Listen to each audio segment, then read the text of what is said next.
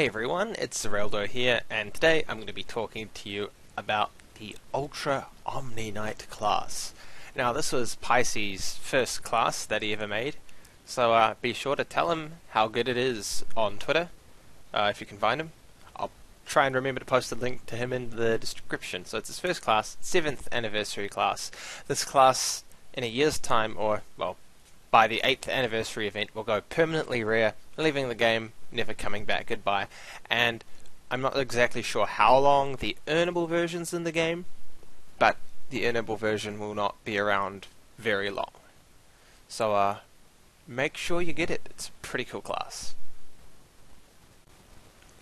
You can get the class by talking to Lawmaster Maya in Ravenbreak, and I'll copy that into the description in case you can't read it. You just go to her shop. You've got two options for the class. You've got the Ultra Omniknight Merge, which requires 300 tokens here, or just 2000 ACs. As you can see, both are non-member AC for infinite storage. So that's quite nice. So it's worth getting even if you never use it, because you can just chuck it in the bank, and I think it's a class you'll want to use. For actually getting those tokens, you've got two options. You've got the Ultra Omniknight tokens. Collect 3 Nexus gems from the enemies just ahead and turn it in for 1 token, or if you're a legend or a member, collect 1 and get 2 tokens. So for those of you who need mathematics to tell you what to do, the member version can be earned 6 times faster. For enhancements, I personally would recommend full wizard. Even the auto attack here gets more powerful with your wizard sort of magic enhancements. All the moves are magically based. You'll hit a lot higher base damage, and your crits will be reasonable, but your crits might be able to sneak a bit higher if you go with full luck. I quite like the wizard because it increases your heal over time by 75 per tick. Normally it does 250 more or less, but it does up to 325. This is at max. You'll see how it works soon. And that extra 75 per tick can really add up, so I would personally recommend wizard. But you're free to try. For your aura enhancements, it depends. If you're wanting to do damage or stay healthy, health vamp or spiral carve are the go-to choices. If you're spamming moves, you might want mana vamp, but that's really up to you.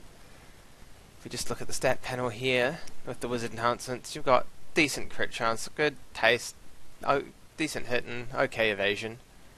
You can see that I'm using a stable damage range weapon. I always use stable so that you can see the sort of exact average, and this is going to be really useful because of the way that this class increases, and you'll be able to get a better idea of how much it increases because it's going to be quite stable.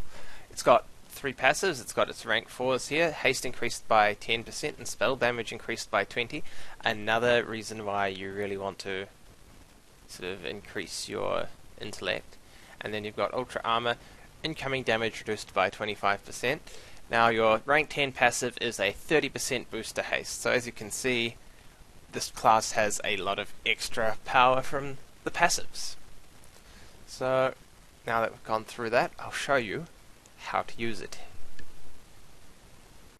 So just to reiterate, your auto attack actually becomes more powerful with intellect and therefore wizard enhancements, so that's always something to keep in mind.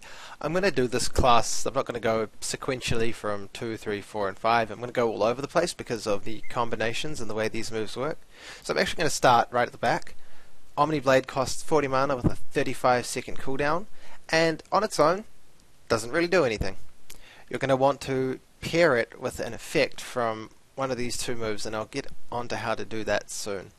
We've got a Grand Sweep here, which is a guaranteed crit, which does a nice amount of damage. It's 20 mana, 6-second cooldown, so it's relatively spammable, but what's important to note is that it also decreases your opponent's damage output by 40% for 4 seconds. So you can keep this going and reduce your incoming damage.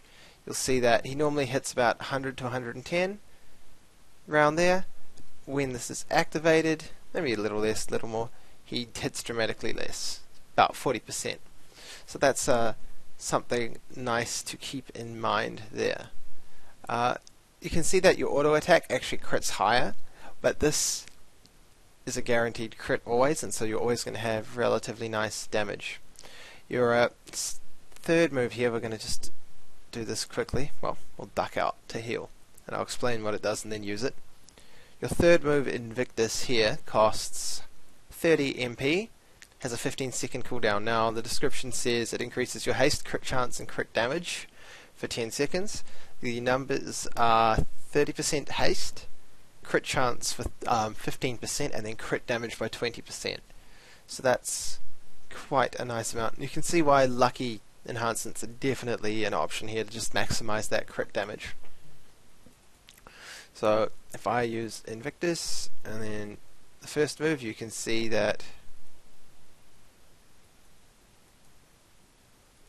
things have gone up a little.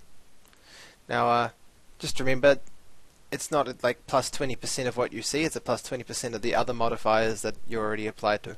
So we'll now move on to Inverted Light, 45 mana, 20-second cooldown, and watch what happens when you apply. You get Resplendent Aura, which starts stacking a heal over time. Now we're going to have to wait for this to get up, but as you can see, I'm basically keeping up with the damage that's being dealt with to me, and as the heal over time increases, I'm actually now gaining more health back.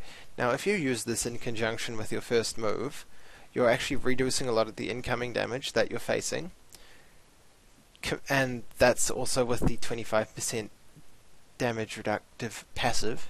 So you're letting in you're not letting in nearly as much damage while actually healing a whole lot. So this makes it quite tanky overall if you want to use this effect. Now one thing I will say, these effects last 90 seconds before needing to be renewed. So that's plenty of time to actually get up to full, but you just want to every now and then reapply it, make sure it's going. I said on lucky it only goes to about 253, so that's 75 extra extra healing per tick, so, or more or less, so it's definitely useful to have. This is where the combination I was talking about comes in. If you want to get a big heal, you use it with Omni Blade, and you spend your 40 MP and go on your cooldown, and then you get a reasonably big heal just instantly, so you don't miss, at least not with the heal over time, and you get 2000. I personally think it's not really worth your time to try and heal yourself that way, and that you're better off sticking with the heal over time, but maybe the situation arises where you feel you need it. Now, as well as just increasing your overall stats, your crit chance, hit, and haste, Invictus can actually trigger an effect of its own. To trigger the Invictus effect, you just hit Invictus, and then you hit Inverted Light. Then you will see Destructive Aura. Now you'll watch as the auto attack goes from the 450 something and starts climbing up. Now just to be a little more defensive, I'm also going to apply Grand Sweep just so I last long enough to show you. Now you can see that auto attacks have now actually gone up to 733. Now I can't remember the crit numbers for lucky, but it maxes out at about 750 for normal enhancement, for luck enhancements, but comes to about 800 here. Now crits might crit higher, but I like the stable damage, and Wizard also gives you the healing option. Now once you've got your full stack, you can then unleash for a relatively large hit. So there you go, it's your 5,700. Now once again, I think it might actually be better off for you to just keep the aura going. But if you suddenly want to switch between the two, and you've got all these stacks, you suddenly want to switch from damage to heal, that's a good way to switch to, well, it's the only way to switch, but it's a nice little incentive. Overall, it's quite a nice class. I think Pisces did a great job for his first class, and having to do the anniversary class for your first class was a big task. I was actually too busy at the time to do any classes. An Evolved Pumpkin Lord was the one I did around that time of October, because I only had time for a quick simple one.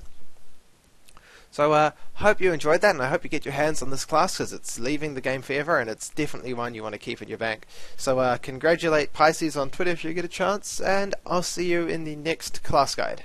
Bye.